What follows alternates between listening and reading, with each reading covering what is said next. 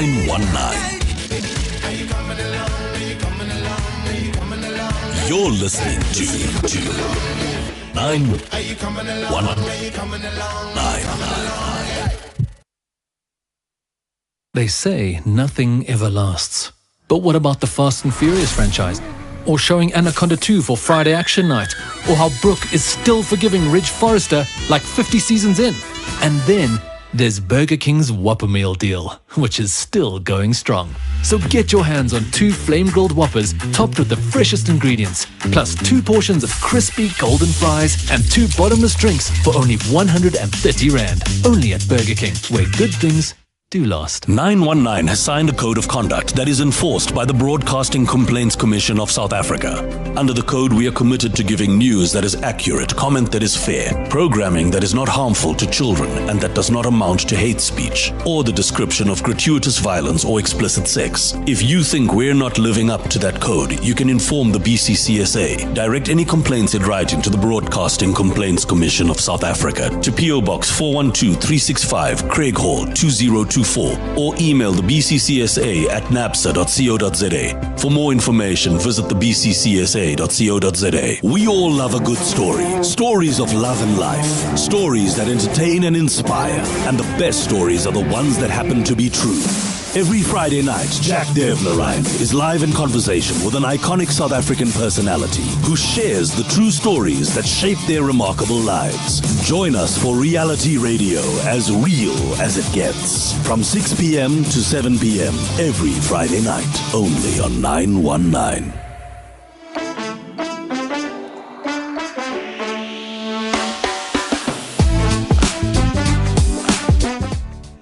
Hey everyone, happy Friday. You're listening to 919. My name is Jack Devnarain and this is Reality Radio. It's as real as it gets on a Friday night when we have a guest live in studio to talk about the incredible stories that shaped their remarkable lives. Tonight, what a pleasure to have in studio my good friend. He is South African weightlifting champion. He is one of the strongest athletes on the African continent and prospect for the IWF Weightlifting World Championships, Will Swart. Thanks, Jack. Yeah, it's good to be here. What a pleasure, man. It's been a long time since we had an athlete, certainly an athlete with somebody of your credentials and qualifications and background. So it's so good to have you here talking about your life, your career, the journey, and how you found yourself in weightlifting. This is the interesting thing for me, because how do people normally experience the sport of weightlifting? Typically through watching TV, right? Yeah, TV, and I mean in South Africa, pretty much only the Olympics. Yeah. Olympics or Commonwealth Games. For me personally, that's the only time I'd ever seen it. It's always been something that resonated with me, but something that I really didn't know much about until I got into it. So people often mistake Olympic lifting from other kinds of strength sports. What are the typical mistakes people make? There's a few. That's a fact. The big one that is sort of the automatic is you say, I do weightlifting, and people think you're a bodybuilder. Yes. Yes. So, but if people look at you now, they do think that you are a bodybuilder, right? I mean, you can see why they have that connection. Yeah. But bodybuilding is standing on a stage and showing off your physique. Right. Being judged for the aesthetic nature of your physique and exactly how developed you are, muscular, vascular, symmetrical. So that's bodybuilding. Weightlifting or strength sports, the two main ones are powerlifting, as you well know, and weightlifting. So they're both a similar premise, which is who can lift the most weight. Right. And then the difference between the two is powerlifting is the squat, the bench, the deadlift, more of a pure strength sport. And weightlifting is, again, who can lift the most between a snatch and a clean and jerk. Yeah.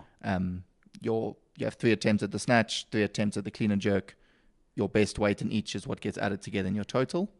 And that's weightlifting ultimately. And of course, the big thing is that you're on a platform with the bar that weighs a certain amount, each plate weighs a certain amount, the collars weigh a certain amount, and you got your 3 refs around you as well. Yeah, so you got everyone watching, and it's sort of you got to put your. If you say I'm going to go for 100 kilograms, and that's what's loaded on that bar on those weights, and everyone watching is you need to, within the rules of the game, which can be very strict sometimes, is take that weight from the floor to above your head in one fluid motion for snatch, and clean and jerk in 2 motions.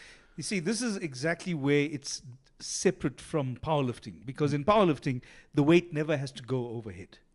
So it's a whole different way of thinking about the lift. You've got to use your levers in a different way. You've got to apply force to achieve momentum, and with the right timing to be able to get it above your head. Yeah. So it's a lot of elements that go into it. Yeah. Yes, you need to be strong enough. You also need to be flexible enough. You also need to be technically sound enough, brave enough even to lift a really heavy weight up and shoot your body underneath and trust that you're going to catch it above your head and not get absolutely crushed. So there's a lot of elements that go into it. I think something that I always explain it to my friends as, imagine a golf shot. Yeah. You know, you're hitting a drive. Yes, one part of it is swinging the club as fast as you can to hit the ball as far as you can. But at the same time, you got to hit it perfectly in the right spot, and your body's got to go through the right motion to hit it in that spot to get a really good shot. I think that's very similar in weightlifting. Yeah, I think it's delivering that power in the right manner to get a successful lift. I know you're preparing now for the World Champs in Doha. There's something about competing at an international level that somehow brings out a different energy in your training, the way you approach the sport. Suddenly, you become so much more focused and disciplined. Not that you're short on either of those, but when you're heading into the World Champs, it takes on a prestige of its own, don't you think? Yeah, 100%. And I think exactly as you said, now. A couple months ago, I was sitting watching the Olympics and watching the guys in my category lift in the Olympics. Yeah. And just being absolutely amazed at how strong these guys are. Then that sort of sinking realization hits you that in a few months' time, you are competing against them. So that's crazy. It brings it to a whole nother level. Yeah. And I think helps in terms of motivation. That's all the motivation you need. You're going to be there. Yeah. So you best be well prepared. So the motivation becomes a little bit easier. But then also, the sacrifices you have to make is, okay, to get there, I need to do this, and I need to go to training, and I need to stay fit. I can't get injured. Sure. I need to be sleeping well. I need to be doing all the recovery. Yeah. Everything sort of takes a step up. One of those things also when it comes to the prep is just the realization, this is like part of your mental preparation, is that you will only ever be competing against yourself. Exactly. And I think that's an awesome thing in weightlifting is, yes, it's a competition and you're going against everyone else and you're comparing yourselves to them. But at the end of the day, it's you the only person at that time on the platform going to lift that weight, whatever it is. Yes, absolutely. And I think personally that's how I've been looking at it. And, as long as I can keep progressing and I can get there and lift my best weights, that's a success. Everything else will look after itself. If you can keep doing that time after time after time, you'll go places. You got to back yourself, man. And it's lovely to see the kind of support you're getting also from your friends, your family. And I think that's part of the fun of it also, is we're going to talk a bit about the gym that you train at and part of what it means to use that as a resource in your preparation. But we're going to come back. We'll take a quick break. It's Swart tonight, Reality Radio on 919 with me, Jack Devnarain. We'll be back after this. Have a groundbreaking tech startup or hackathon idea? Empire Partner Foundation's Incubation Hub is here to nurture your vision. Our Incubation Hub provides the perfect environment for startups and hackathons to grow, access resources, and make their mark in the tech world. Join us at EPF's Incubation Hub and turn your tech dream into reality. Visit our website for more information on how we can help your startup thrive at empirepartnerfoundation.org. They say nothing ever lasts. But what about the Fast and Furious franchise? Or showing Anaconda 2 for Friday Action Night? Or how Brooke is still forgiving Ridge Forrester like 50 seasons in? And then there's Burger King's Whopper Meal deal, which is still going strong. So get your hands on 2 flame-grilled Whoppers topped with the freshest ingredients, plus 2 portions of crispy golden fries and 2 bottomless drinks for only 130 Rand. Only at Burger King, where good things do last. 919 has signed a code of conduct that is enforced by the Broadcasting Complaints Commission of South Africa.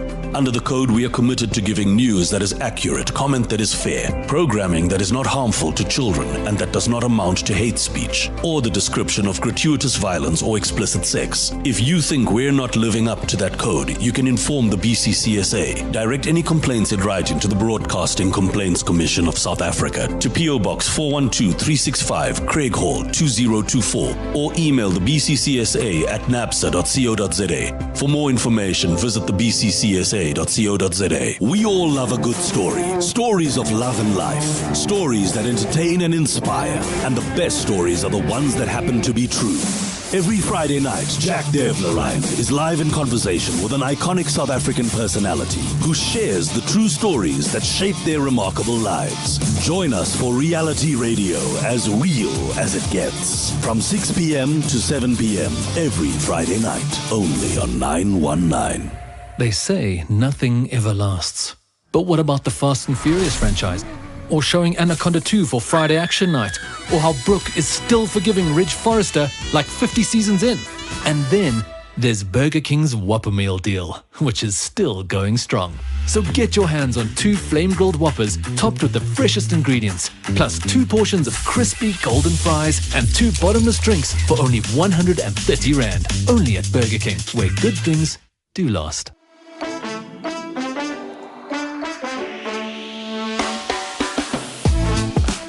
And we're back, Reality Radio on a Friday night with me, my special guest, Swart, South African weightlifting champ. What was your sporting life like when you were in school? Busy. Is it? You were always an athlete? Always. Yeah. I mean, from even before school, I did gymnastics. Oh. And I think that was a crucial point in setting me up for my entire sporting career throughout school. Mm-hmm. As doing gymnastics teaches you how to control your body, you know, get strength relative to your size, and flexibility as well. So I think that was a good starting point for me. Because coordination is a big thing with gymnastics. I mean, you got to hold yourself up, you got to pull yourself up, you've got to orientate yourself, even if you're upside down. You got to know flip where your you body are. around, Yes. and so I think that really helped in sporting and throughout school. Yeah. And I mean, my family's always been a big sporting family.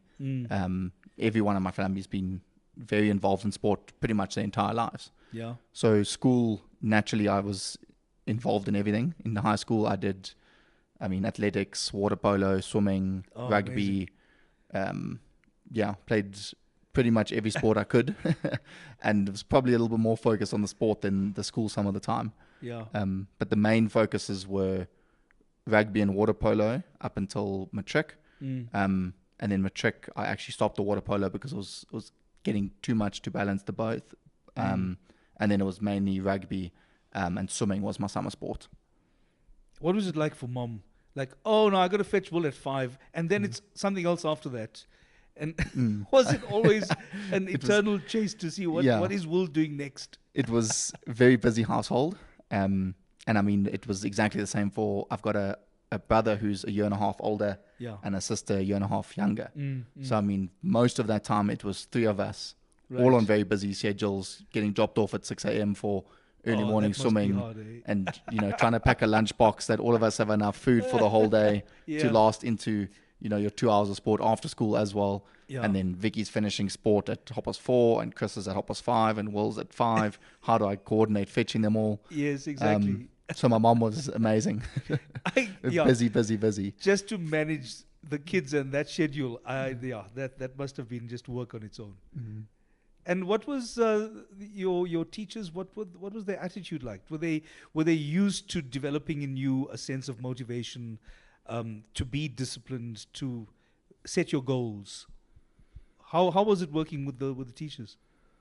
I think, definitely.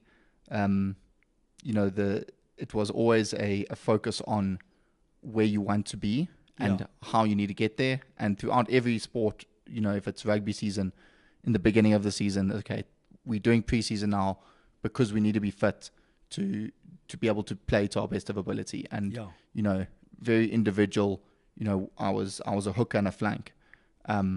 If you're a hooker, you need to throw into the lineouts. So you need to make sure you're working on your lineouts. And so there was always a very positive drive, I think, throughout the school and all the coaches and staff in terms of, set a goal, work towards it, work together as a team towards a goal. What is the team's goal for this year? So I think goal setting was always a central theme. Also, and this is becoming very interesting because those were mostly team sports, and weightlifting is anything but. Yeah. So, at which point did weightlifting become a feature in your mind, and why did that become so important to you? It's a bit of a long one, I guess. So rugby for me was always the sport I played and I loved. I was lucky enough to get a scholarship to go to an overseas university because of rugby. Yeah. Went there and played rugby for an awesome rugby club while I was studying. And that was always a big part of my life. The rugby guys were my best mates. All the mates I have now, all from the rugby guys.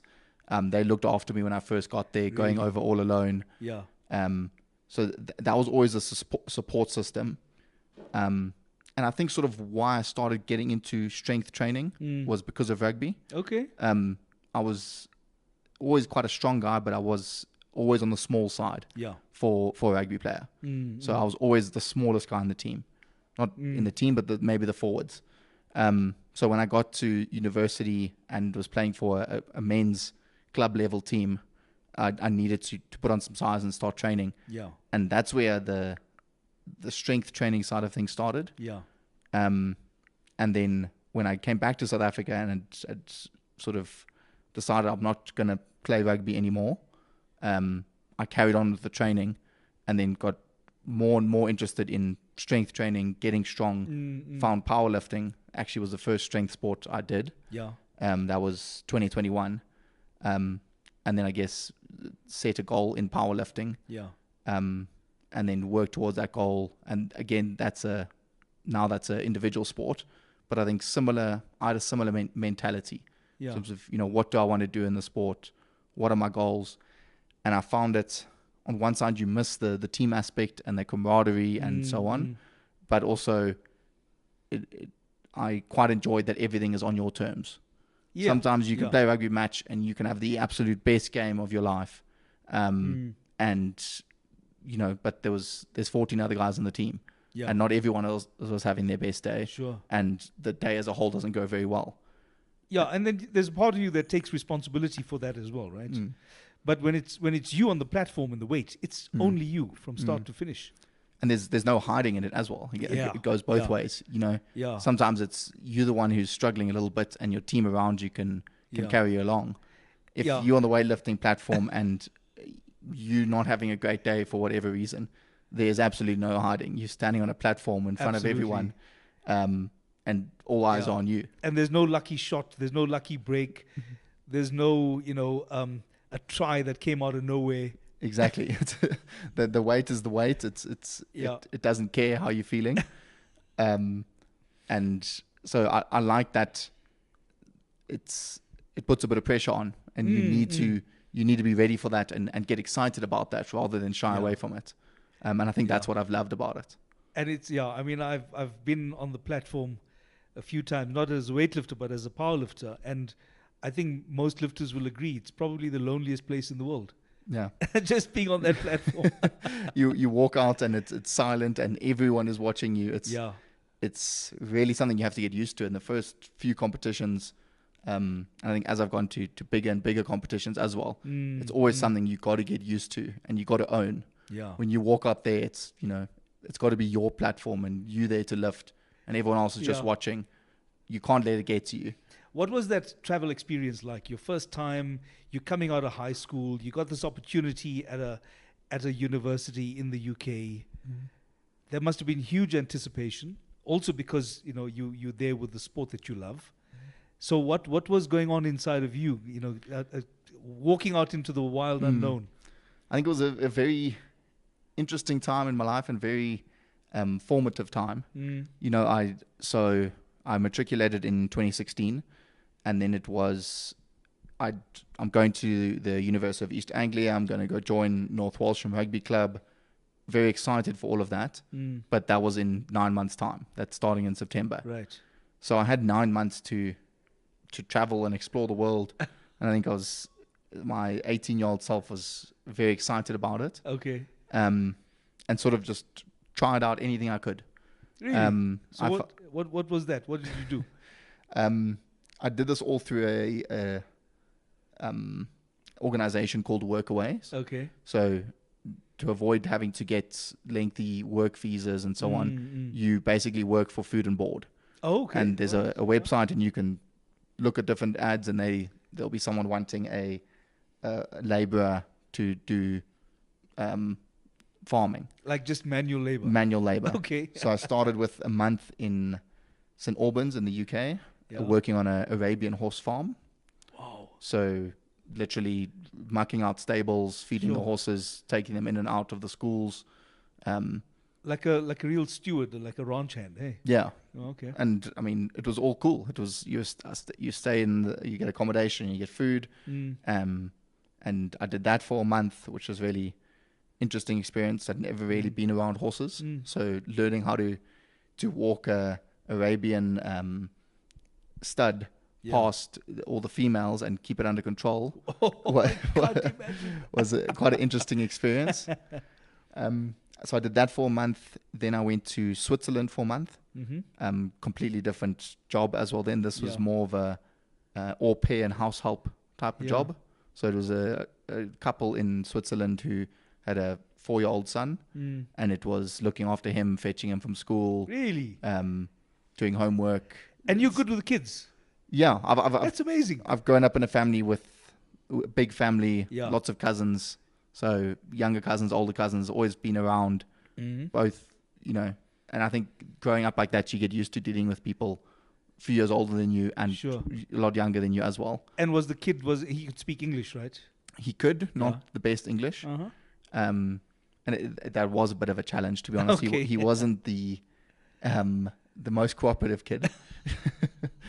I love that. So learned a bit of patience there. Yeah. I was in Switzerland for that month. Then I moved on to Luxembourg. That was cool, first of all, because I didn't even know Luxembourg was a place until I went there. It's just a tiny little country within the heart of Europe. I hear it's very beautiful. Very beautiful. Yeah. I mean, that was one of the ones I probably enjoyed the most. I was working on a vegetable farm. So it was often these days, actually, when work is tough and stressful and there's a lot going on in your life, I look back then, I was like, that was simple times. We stayed in a little house in the village, and we'd wake up and ride our bicycles to the farm. Yeah. It was a small holding that a family owned, and I was a laborer helping them. And then it was literally spending the day splitting manure, planting strawberries, picking carrots, just really simple physical labor. Yeah. And an honest day's work. I think what was cool about that as well is throughout this whole time is you would work 5 or 6 days a week, and then you'd get a day off. And being in Luxembourg or Switzerland, I could take the weekends to go see the places I've never been to. Yeah. So managed to see a lot of Europe as well, which is awesome. And then went to Sweden, which was a very interesting experience. We ended up, again, physical labor, working on I wouldn't really say a farm, more of a homestead. But with interesting couple, Hare Krishna couple. A Hare Krishna couple. A Hare Krishna couple. That is unbelievable. So how long did you spend there? It was meant to be a month. It only ended up being about 3 weeks. We didn't really. What was sold in the advert was not the actual picture of what happened at the farm. That's a brilliant story. We're going to come back to that. Will and his Hare Krishna adventure in Sweden. We're going to take a quick break. This is Reality Radio on a Friday night. Swart, our South African weightlifting champion, and more stories about his travels after this. Monday to Friday, 3 to 6 p.m. I was on E and I was like, picked up my phone, typed in diesel station near me. Yeah. And it took me to like a truck depot. I filled up the tank and it went to something like 1.3. Yeah. A full tank in my car at a normal petrol station goes up to like 1.9. Whoa! Dude, listen here, I found like a party trick. This is what I'm gonna do. Is there one for petrol? Can you organize one for me, please? I don't know about y'all, but I know about me. Okay, diesel guy. You're in the driver's seat with Lebang Khosana. We all love a good story. Stories of love and life. Stories that entertain and inspire. And the best stories are the ones that happen to be true. Every Friday night, Jack Devnarain is live in conversation with an iconic South African personality who shares the true stories that shape their remarkable lives. Join us for reality radio as real as it gets. From 6 p.m. to 7 p.m. every Friday night, only on 919. 919 has signed a code of conduct that is enforced by the Broadcasting Complaints Commission of South Africa. Under the code, we are committed to giving news that is accurate, comment that is fair, programming that is not harmful to children and that does not amount to hate speech, or the description of gratuitous violence or explicit sex. If you think we're not living up to that code, you can inform the BCCSA. Direct any complaints in writing to the Broadcasting Complaints Commission of South Africa to PO Box 412365, Craig Hall 2024. Or email the BCCSA at napsa.co.za. For more information, visit the bccsa.co.za.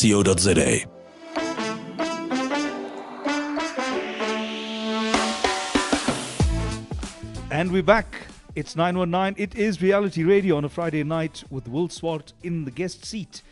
So, were you a religious person at any point in your life? And then suddenly you with this family in Sweden that's the Hare Krishna devotees. Yeah. What was that like?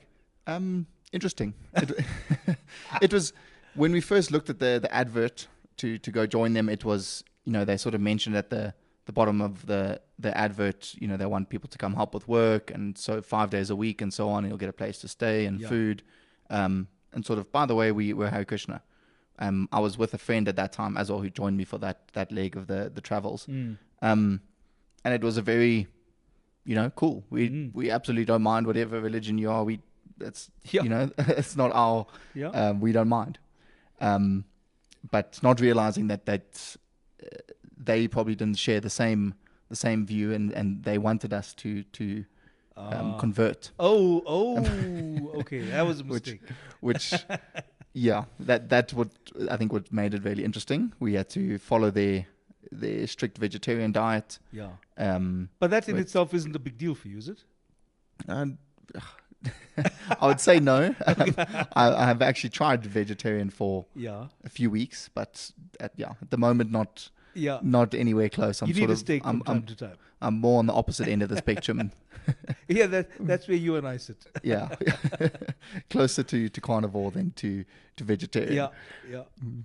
So it was a really cool experience. We're on this literally really high up north in Sweden. You only get like 3 hours of darkness. You would wake up at 3 a.m. to go for a wee, and it's bright outside. Oh, wow. Okay. There is something about the Nordic light, though, isn't it? Yeah, a steely grey that's just somehow just seeps in everywhere. So, if you don't schedule yourself, it can really leave you messed up with sleep. Yeah. So it was interesting time. Got to see the way they lived. We would milk a cow every morning at 8 a.m. and every night at 8 p.m. Do various manual labor throughout the day. So interesting experience. Enjoyed it to some extent, but the accommodation as advertised was actually a building site where we were sleeping in a loft roof. Oh, really? We could only eat a vegetarian diet, and sort of every day or so the owner of the place would push a little bit onto us, read this book being their Bible, and do this, and it basically got a bit too much. And we said, listen, after 3 weeks, we've had enough here. We enjoyed it, but I don't think we're going to stay and be here for I think as long as you want us to be. Did you have to get into the chanting and all of that as well? That was So we'll never forget the first morning, I think we were there. Yeah. We had to milk the cow for the first time at 8 a.m. Cool. My friend and I go and sat down, and we opposite sides of the cow now, milking away. And the owner and his wife and there was always a lot of people there, which was quite strange, all in their white robes and their whole get-up, sitting around chanting while we milked the cow, which... That's incredible. Okay, so because this is coming from the cow, obviously this the chant is somehow going to bless its product. Yeah, and I mean, as I said, we really had no problem with that's whatever you believe is what you believe, and that's cool with us. But I think when it started being pushed onto us quite a lot, it got a bit much, and that's when we got out of there. I love that. So from milking cows, listening to a Hare Krishna chant, you went to play rugby. Yeah. So it was 1 week I was there. The next I was back in the UK for North Walsham Rugby Club, which is the club I played for while I was at university. And straight into their pre-season training regime, doing really hard fitness sessions. Really? So in the space of a few days, the day-to-day life changed quite dramatically. I can imagine. And what was it like? Did it compare as a rugby training regime to anything that you had done in South Africa, because you were playing rugby as well up to a high level? Was it a different kind of training, or did it compare favorably? Pretty similar. Is it? Yeah, pretty similar. I mean, I think the big step up was I'd just been playing schoolboy rugby and I'd done well at schoolboy rugby, but now you're playing men's club rugby. Yeah. So there's guys there who are 35 years old and are absolute units and love smashing the new kids. So that took some getting used to. And I mean, that's sort of where I started getting more and more into the gym is, I need to compete with these guys physically. So I need to get some strength and put on some size. Don't you find that it's a similar kind of thing, though? If you had continued with rugby in South Africa, you'd still come across those guys, right? Yeah, I think that's a common theme in rugby. Yeah. And I think it's almost a rite you have to go through is the new guy, the new small young guy. Yeah. The older guys on the pitch are going to try, teach you what they can do. Sure. But it's just part of the game. And respect to you if you can take it. Exactly. And they're sort of testing your mettle. Yes.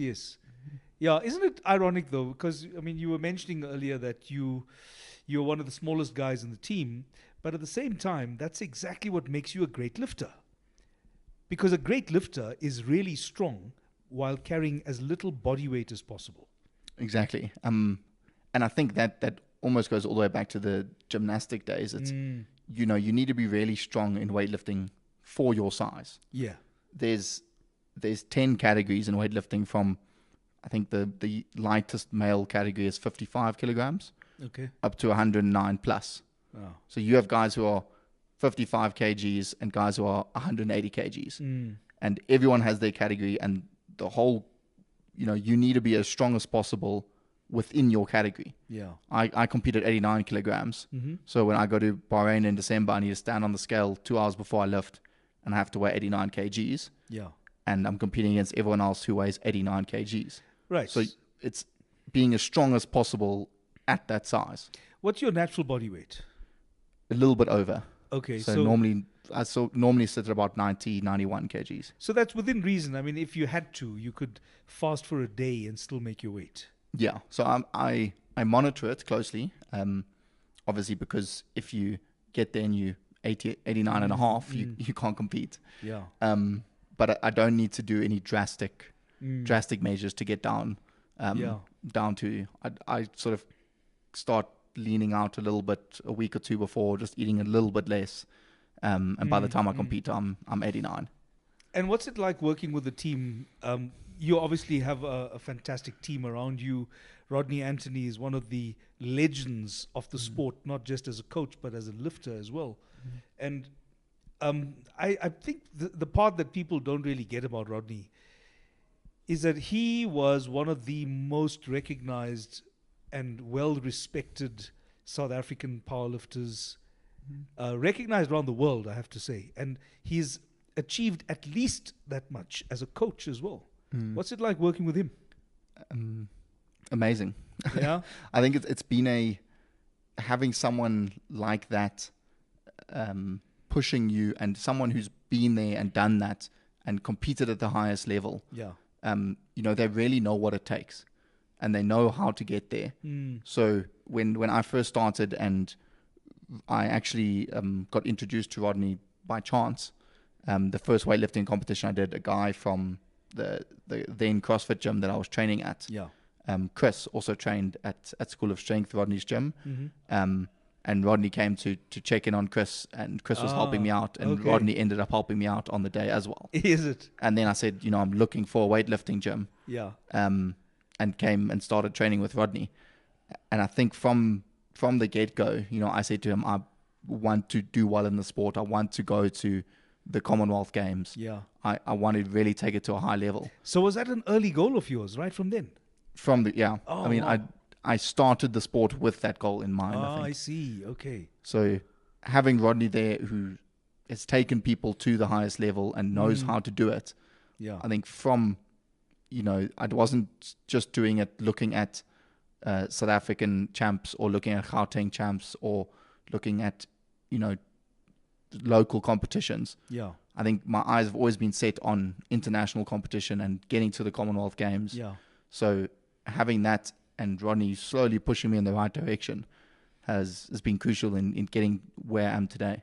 Because it is an incremental process, isn't it? Because wherever you're starting out, you are adding like a half kilo at a time through a slow, steady, rigorous, disciplined process to reach a point where you can compete, you can nail that weight, and you're going to still lift a little bit more the next week.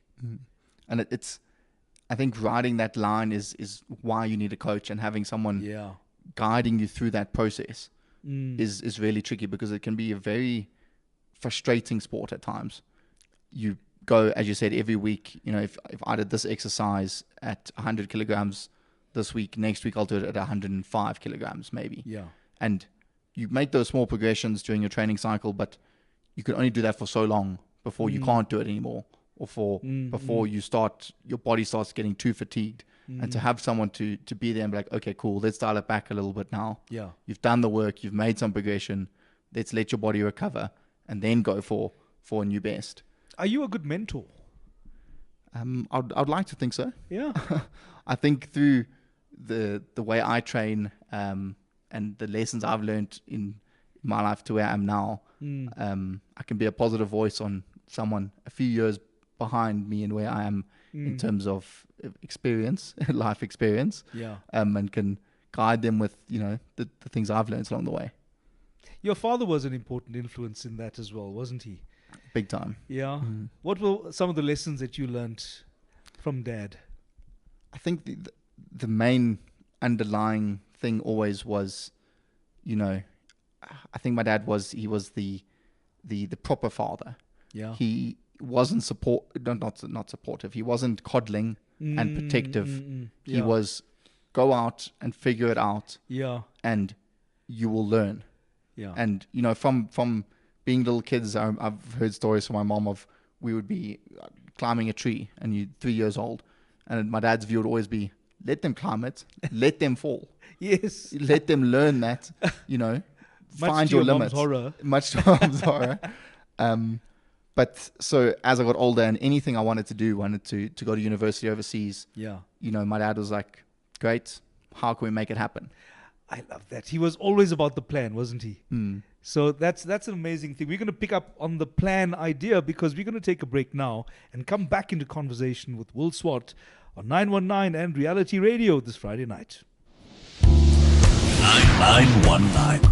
I just want to feel good every day. 919. The music never stops. Never stops. The good times never end. Good times never end. 919. Yeah, my best time is always with you. 919. We all love a good story. Stories of love and life. Stories that entertain and inspire. And the best stories are the ones that happen to be true. Every Friday night, Jack Devnarain is live in conversation with an iconic South African personality who shares the true stories that shape their remarkable lives. Join us for reality radio as real as it gets. From 6 p.m. to 7 p.m. every Friday night, only on 919.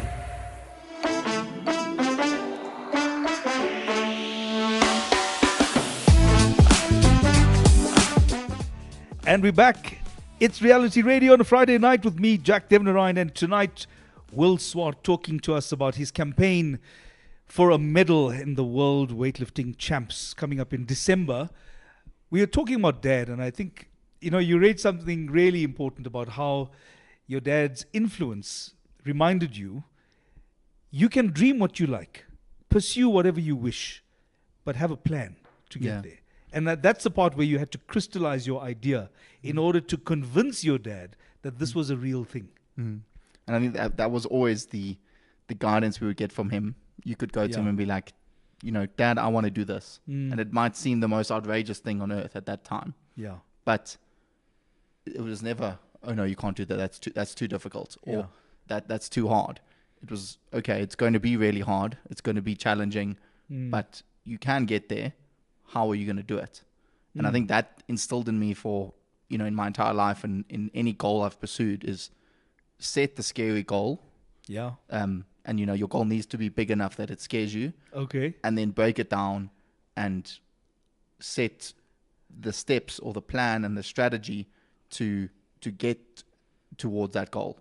And I think that's the first time I think he sort of was with me on that journey was in 2022. I wanted to try this CrossFit challenge, which is to squat 500 pounds, which is 227 kilograms. Yeah. And run a 5-minute mile in the same day. So really big challenge. Only 2 people have ever done it. Something that scares you. Something that scared me. Yeah. And I remember in the beginning of the year telling my dad this, and a lot of people I told were like, okay, cool, well, like, nice, He was not the only one, but very much so saying, great, like, but how are you going to do it? Oh. And to have almost playing that coaching role of, this is the plan. I first need to get strong enough to squat that much weight. Yeah. And this is how I'm going to do it. This is the training program I'm going to do. Once I'm there, I'm going to get fit enough to run while maintaining the squat strength. Sure. And he sort of followed me through that whole thing.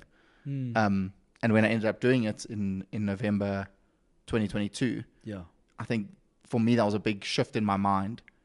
So, okay, that was a really scary goal. And I worked really hard and it took long and I stuck to the plan and there were setbacks, but I did it. Yeah. And that's sort of almost how I got into the weightlifting, was looking at I was doing CrossFit, as I said, and you do the weightlifting movements in CrossFit.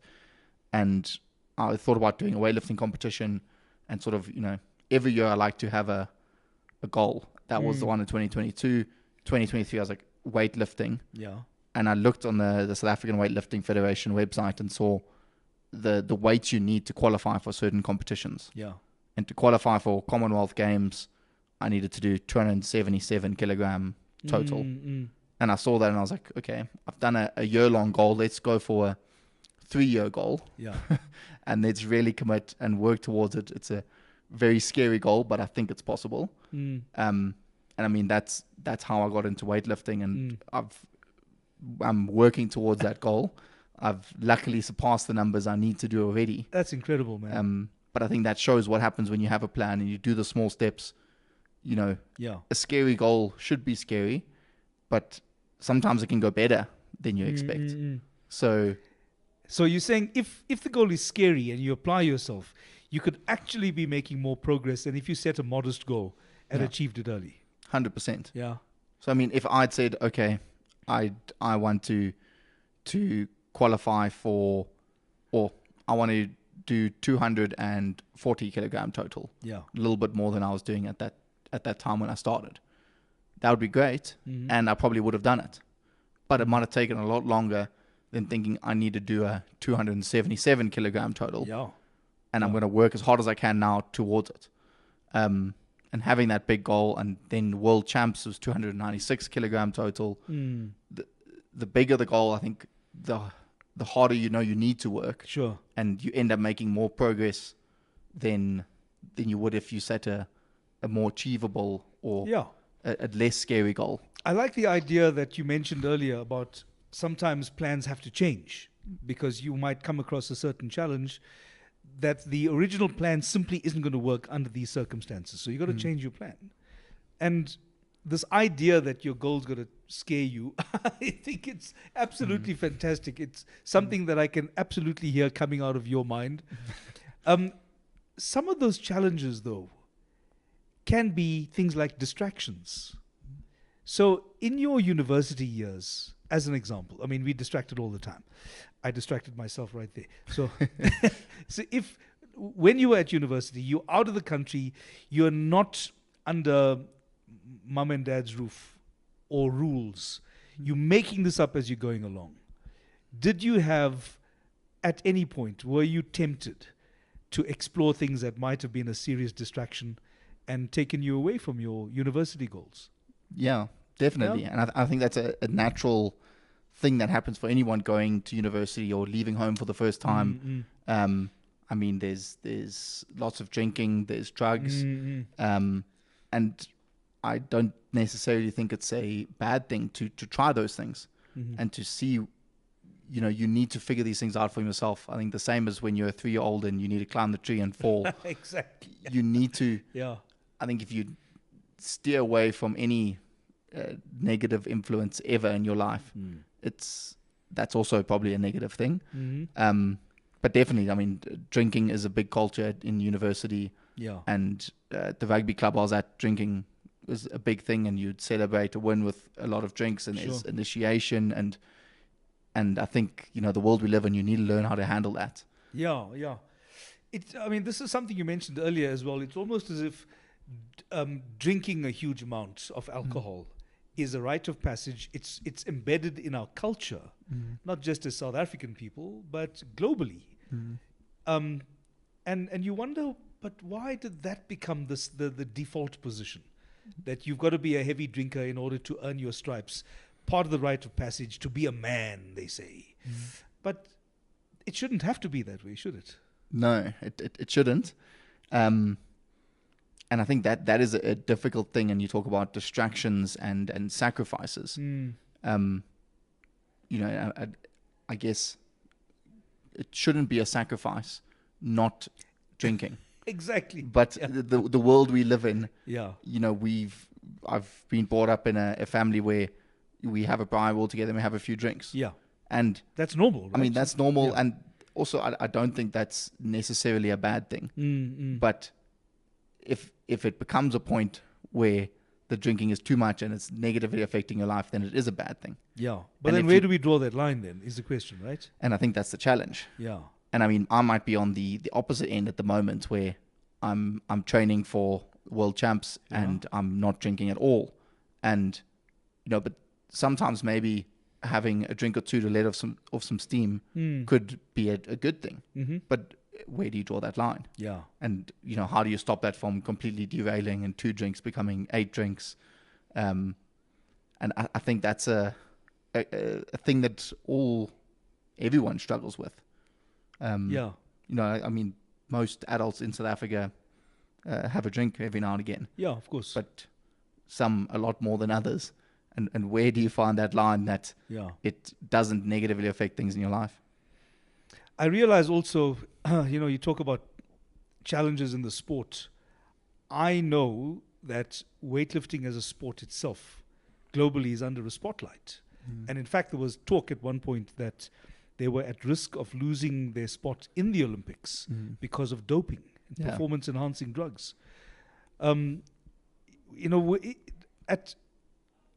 do we administer the system so that sort of thing is understood better? And if we're going to police it, how are we going to police it better?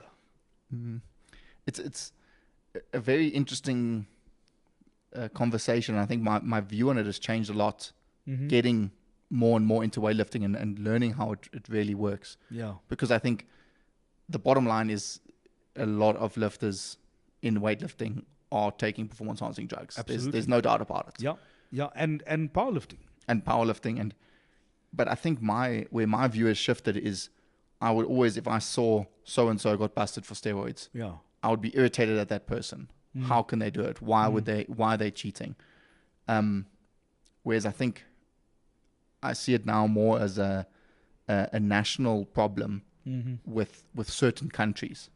Yeah. And what I'm learning as I go through everything in the sport and go through competitions at the different levels and so on is South Africa, for example, is really good. We have SAID, South African anti-doping, and they police their athletes and everyone gets tested. And if you want to take steroids here or take performance enhancing drugs, that's your own prerogative, and chances are you will be caught. Right. And then you're going to lose your title or whatever it is you earned. But I know for other countries, it's the other way around. It's where institutionalized. It's the federation is saying, if you want to be a weightlifter for our country, you have to take these things. Yes. And we'll protect you, and we'll try and make sure you don't get caught, and so on. So I think that's what needs to stop. Absolutely. The federations need to be better policed, or there needs to be better policy that they can't get away with sheltering their athletes, and also, not necessarily forcing, but advocating for their athletes to take things. Yeah. To say, if you want to be whatever country it is, if you want to be a national lifter, this is what you need to do. Yeah. It shouldn't be like that. No, that's a very cynical way to approach it. And surprisingly, there's so many of those countries that I've read of that actually do that. But you have a view of the world as well, generally speaking, that we should all be doing more to protect our environment, for example. And this is part of the work that you do, right?